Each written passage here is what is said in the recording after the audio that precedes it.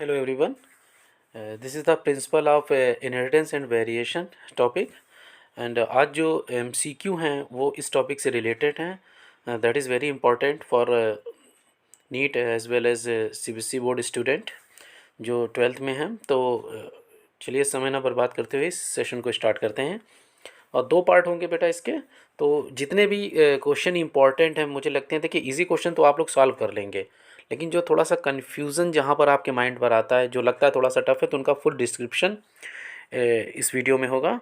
तो चलिए स्टार्ट करते हैं question. So first question, which technique is used by Mendel for hybridization. इसमें से कौन सी टेक्निक मेंडल ने यूज़ की थी अपने एक्सपेरिमेंट है जिसको सिंपल सा हाइब्रिडाइजेशन कहते हैं। The first option emasculation, second bagging, third protoplast fusion and the last D both A and B. देखिए 10 सेकेंड का टाइम है जैसा मेरे प्रीवियस वीडियो में मैंने बताया है। तो 10 सेकेंड में आप आंसर दीजिए, देन आफ्टर उसके बाद मैं आपको यहाँ पर आंसर सिंपल सा एक्सप्लेन करूँगा। तो इसका जो सिंपल सा आंसर है इस क्वेश्चन का, that is the answer D, means both A and B. Okay, D answer is correct, both A and B. A means क्या हो गया, emasculation, and B is bagging. देखिए सिंपल सा, आपको मालूम है कि जो फ्लावर में अगर सिंपल सा जो ये मेल पार्ट होता है दैट इज़ कॉल्ड एंड्रोसियम, तो एंड्रोसियम से पॉलिन ग्रेन को अगर हटा दो तो दैट इज़ कॉल्ड इमास्कुलेट कर देना। और बैगिंग का मतलब सिंपल से क्या होता है कि जो अगर कोई फीमेल पार्ट है गाइनोशियम तो उसको कवर कर देना जिससे अनवांटेड पॉलिन ग्रेन इस पर ना आ पाए और फर्टिलाइजेशन ना होने पाए, तो इसको बैगिंग बोलते हैं। ओके, सो मेंडल ने इन दोनों टेक्निक का यूज़ किया था अपने हाइब्रिडाइजेशन एक्सपेरिमेंट में। Okay, so the answer is D, A and B. Okay, now next question, question number 2।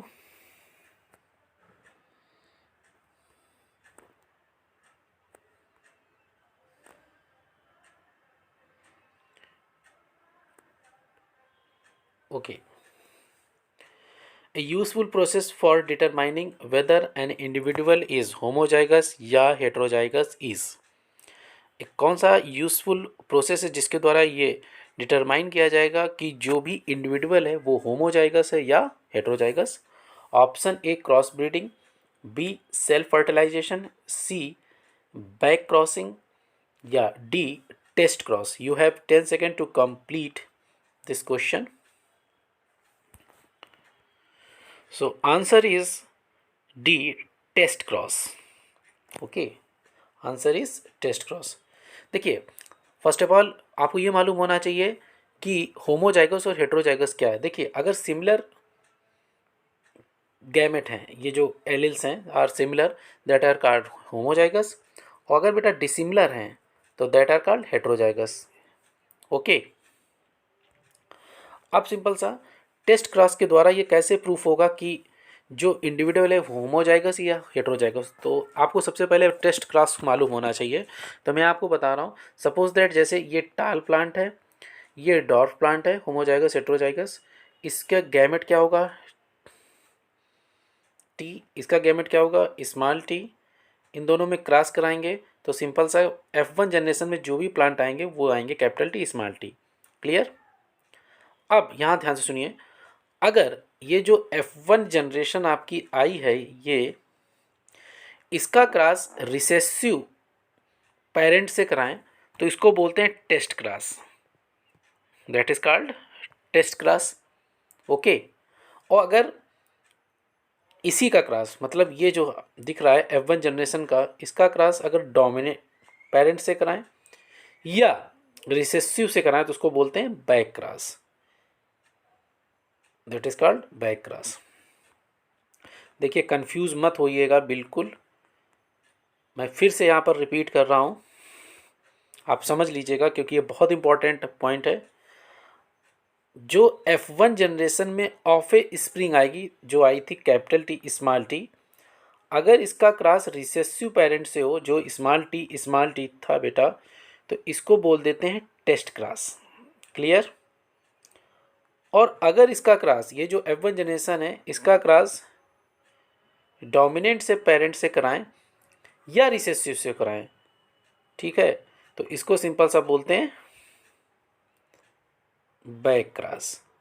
तो इसीलिए टेस्ट क्रॉस को बैक क्रॉस तो कह सकते हैं, ठीक है, या बैक क्रॉस को टेस्ट क्रॉस। ये रीजन सेशन में क्वेश्चन आता है, दैट इज़ वेरी इंपॉर्टेंट।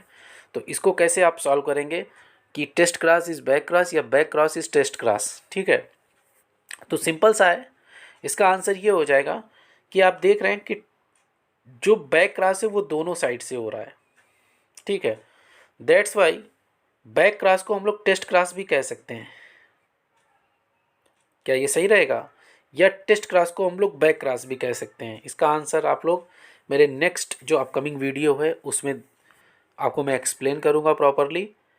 तब तक आप लोग सोचिए, मैंने यहाँ पर डिस्क्रिप्शन में ये बता दिया है आपको पूरा कि क्या टेस्ट क्रॉस है, क्या बैक क्रॉस है। My question is that test cross को बैक क्रॉस कहते हैं या बैक क्रॉस को टेस्ट क्रॉस कहते हैं। इसका आंसर आपको नेक्स्ट वीडियो में मेरा मिलेगा। इसके बाद में क्वेश्चन नंबर 3,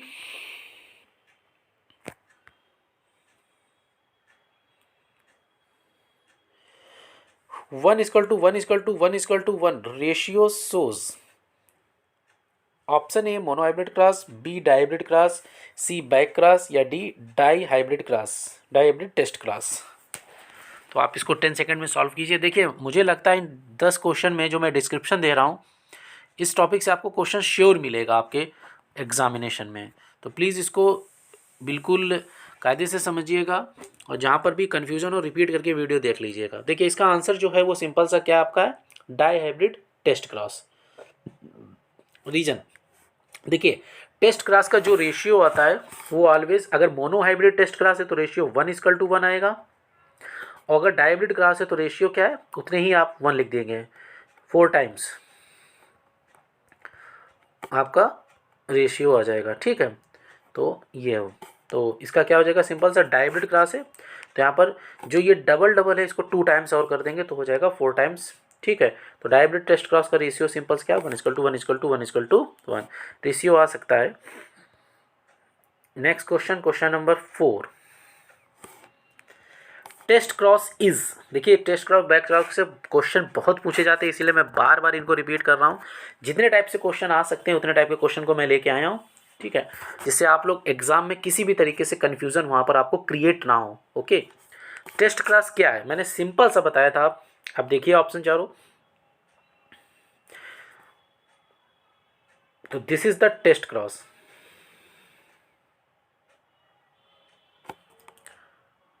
इसका आंसर सिंपल सा आंसर डी है। मैंने आपको बताया था, फिर मैं रिपीट कर दे रहा हूँ थोड़ा सा स्पीड में। अगर कोई डोमिनेंट पेरेंट है, ये रिसेसिव पेरेंट है, तो इसका दोनों क्रॉस कराएंगे तो F1 जनरेशन में ये रेशियो आएगा, ठीक है। अब इस F1 जनरेशन के ऑफ स्प्रिंग का क्रॉस अगर रिसेसिव पेरेंट से करा दें तो that is called test cross. देखिए एक तो ये गैमेट हो गया, दूसरे पेरेंट्स ये हो गए, तो ये आंसर आपका सिमिलर है, तो answer is D. Question number 5,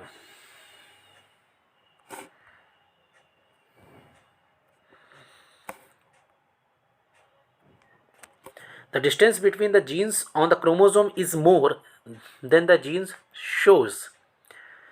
A less linkage, B strong linkage, C weak linkage या D incomplete linkage. You have 10 seconds to complete this answer, this question. So answer is strong linkage. अब क्या question है, देखिए chromosome ये होता है, इस chromosome पर ये जीन्स होते हैं, ठीक बेटा।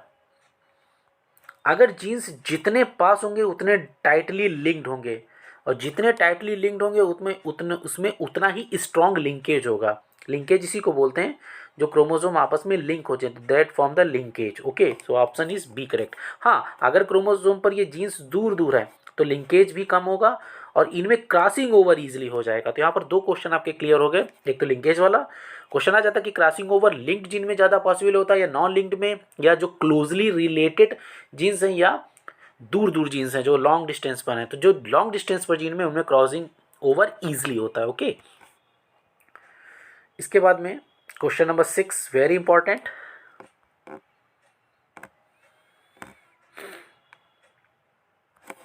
Okay, which of the following condition represent a case of codominant genes. Simple सा कि कोडोमिनेंट जीन्स किस केस में अप्लाई होगा। A, a gene express itself suppressing the phenotypic effect of its alleles. B, genes that are similar in phenotypic effect when present separately but when together interact produce a different trait.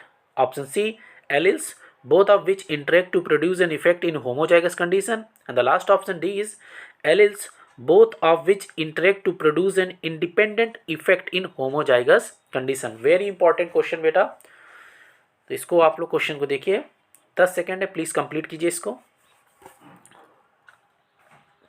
Okay, the answer is D.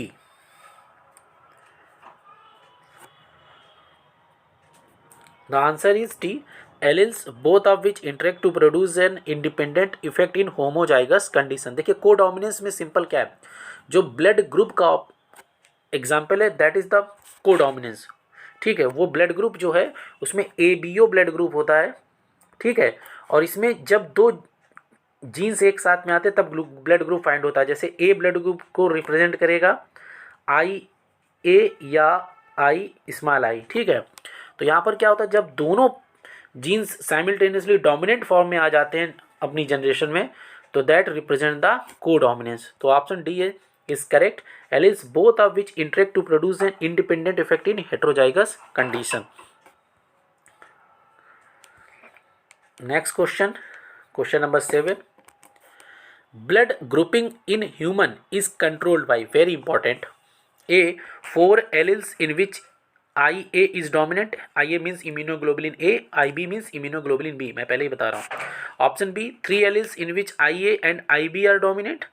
Option C, 2 alleles in which none is dominant. And option D, 3 alleles in which IA is recessive. तो इसे complete कीजिए, and the answer is B. Simple सा answer is B, 3 alleles in which IA and IB are dominant। देखिए थोड़ा सा मैं blood group से related आपको बता रहा हूँ। तो ब्लड ग्रुप के लिए अल्टीमेटली एक IA जीन्स, एक IB और तीसरा होता है स्मॉल I। ये 3 जीन्स रिस्पॉन्सिबल होते हैं चारों टाइप के ब्लड ग्रुप के लिए, AB और O। अगर IA और IB साथ साथ में आता है तो AB ब्लड ग्रुप को रिप्रेजेंट करता है। अगर IA और स्मॉल I साथ में आता है तो IA ब्लड ग्रुप को रिप्रेजेंट करता है, क्योंकि स्मॉल I क्या है, रिसेसिव। ठीक है, अगर IB और स्मॉल I साथ में आता है तो क्या रिप्रेजेंट करता है, B ब्लड ग्रुप को। और अगर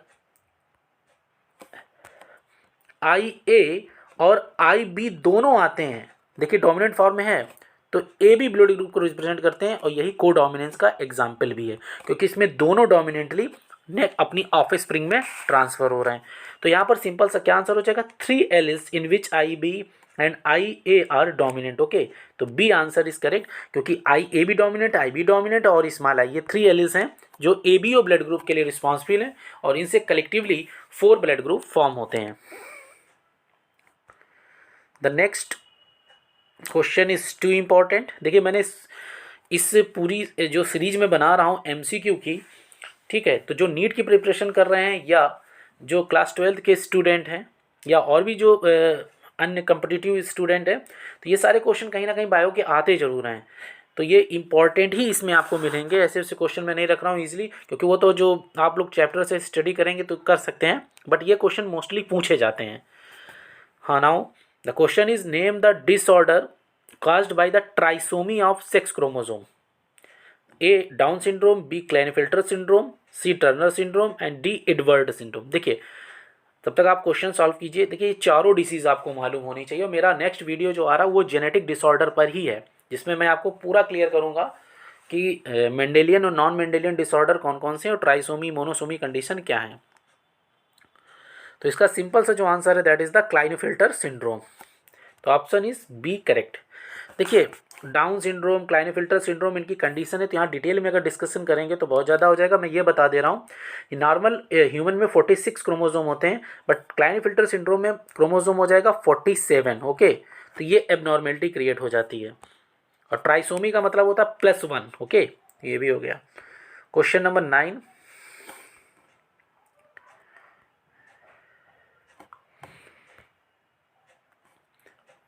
a woman with 47 chromosome due to 3 copy of chromosome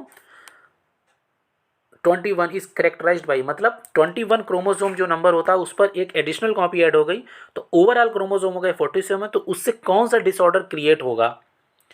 option A super femaleness, B triploidy, C Turner syndrome and D Down syndrome. Okay, and the answer is Down syndrome. Okay, answer is Down syndrome. Same हो जाता है इसमें भी, women में 47 chromosome हो जाते हैं, autosomal disorder है क्योंकि 21 क्रोमोसोम पर ऐड होता है। Okay, the next question, video ने तो बहुत ज़्यादा थोड़ा सा लॉन्ग हो जाएगा इसीलिए थोड़ा जल्दी भी बता रहे हैं। How many different gamete will be produced by A plant having the genotype, मतलब जीनोटाइप दिए गए हैं उनसे कितने टाइप के गैमेट पॉसिबल हैं, और ये आपके 4 ऑप्शन हैं। ये आपका सिंपल सा जीनोटाइप दिया गया है, A B B, capital B small B and capital C. इनसे कितने टाइप के गैमेट आपके पॉसिबल बन सकते हैं? गैमेट का मतलब समझिए, जैसे मोनो हाइब्रिड क्लास में अगर ये लेते थे पेरेंट्स ना, कैपिटल टी स्मॉल टी, तो इससे तो एक ही गैमेट बनता था, कैपिटल टी इससे बनता था स्मॉल टी, सिमिलर है ना ये दोनों, ठीक है, क्रॉस करा देते थे। ऐसे ही इस टाइप का अगर कोई जीनोटाइप है तो उससे कितने टाइप के गैमेट्स बन सकते हैं, क्वेश्चन का मतलब ये है।